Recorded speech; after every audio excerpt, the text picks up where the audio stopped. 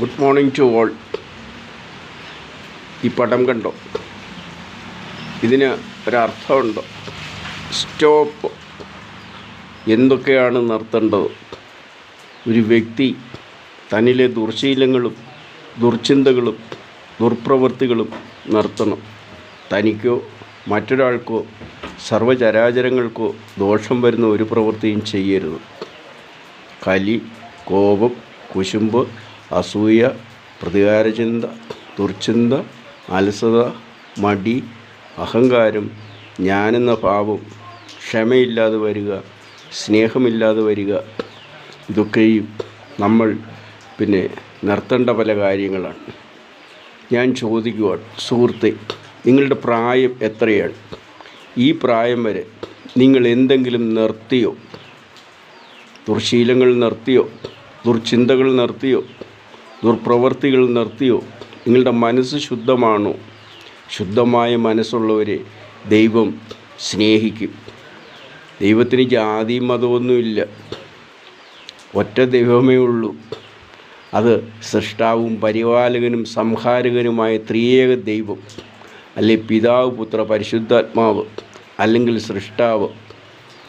ഈ മൂന്ന് ദൈവങ്ങളെ നമ്മൾ പ്രാർത്ഥിക്കുന്നുണ്ട്. പിന്നെ ഈ പടത്തിൻ്റെ അർത്ഥം, ഇതിന് നടുക്ക് കാണുന്നത് ഒരു കുരിശാണ്. ഭൂമിയിൽ മനുഷ്യൻ്റെ പാപങ്ങൾ പെരുകിയപ്പോൾ ആ പാപങ്ങൾക്ക് പരിഹാരമായി ഒരാൾ ക്രൂശിൽ മരിക്കണമെന്നുള്ളതാണ്. ഞാൻ ക്രിസ്ത്യാനിയല്ല. ഞാൻ ആരെയും ക്രിസ്തുമതത്തിലേക്ക് സ്വാഗതം ചെയ്യുന്നുമില്ല. ഞാനൊരു ഹിന്ദുവാണ്. ജനനം കൊണ്ട് ഹിന്ദുവാണ്. എൻ്റെ ജാതി പരിശോധിച്ചാൽ ഹിന്ദുവാണോ ക്രിസ്ത്യനാണോ മുസൽമാനാണോ? എൻ്റെ 2 മാതാപിതാക്കൾ ഹിന്ദുവായിരുന്നു, അതെനിക്കറിയാം.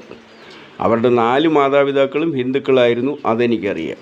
എന്നാൽ അവരുടെ 8 മാതാപിതാക്കളോ 16 മാതാപിതാക്കളോ 32 മാതാപിതാക്കളോ 64 മാതാപിതാക്കളോ 128 മാതാപിതാക്കളോ 256 മാതാപിതാക്കളോ, അങ്ങനെ ആദ്യ മാതാപിതാക്കൾ വരെയുള്ളവർ ഏത് ജാതിയായിരുന്നു എന്ന് ചോദിച്ചാൽ എനിക്ക് പറയാൻ പറ്റില്ല. ജാതി മതമൊന്നും അല്ല നിങ്ങളെ ശ്രേഷ്ഠനാക്കുന്നത്. നിങ്ങളുടെ ചിന്തയാണ്. നല്ല ചിന്ത എപ്പോഴും മനസ്സിൽ വരിക. ദുർചിന്തകളെ ആട്ടി ഓടിക്കുക. തനിക്കോ മറ്റൊരാൾക്കോ ഏതെങ്കിലും ചരാചരത്തിനോ ദോഷം വരുന്ന ഒരു പ്രവൃത്തിയും ചെയ്യാതിരിക്കുക. കൂടുതൽ സമയം പ്രാർത്ഥിക്കുക. നല്ല പ്രവൃത്തികൾ ചെയ്യുക. അവനവൻ്റെ കടമകൾ ചെയ്യുക. കർത്തവ്യങ്ങൾ ചെയ്യുക. ഇതൊക്കെയാണ് ഒരു മനുഷ്യൻ ചെയ്യേണ്ട കാര്യങ്ങൾ. ചെയ്യരുതാത്തതാണ് പലരും ചെയ്യുന്നത്. പലരും പലതിനും അടിമകളാണ്. അടിമകളോട് ഞാൻ പറയുവാണ്, നിങ്ങൾ നിർത്തൂ. നിങ്ങൾ എന്തിനാണോ അടിമയായിരിക്കുന്നത് ആ പ്രവൃത്തി നിർത്തൂ.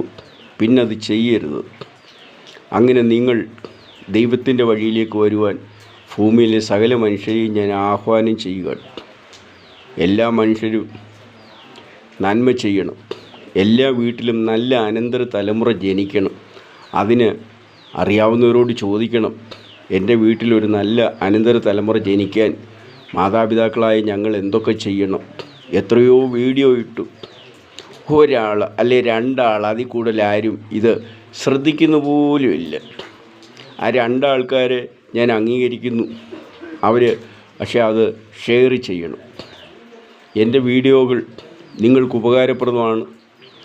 അത് കാണണം, ഷെയർ ചെയ്യണം, സബ്സ്ക്രൈബ് ചെയ്യാൻ ഇഷ്ടമുണ്ടെങ്കിൽ സബ്സ്ക്രൈബ് ചെയ്യണം.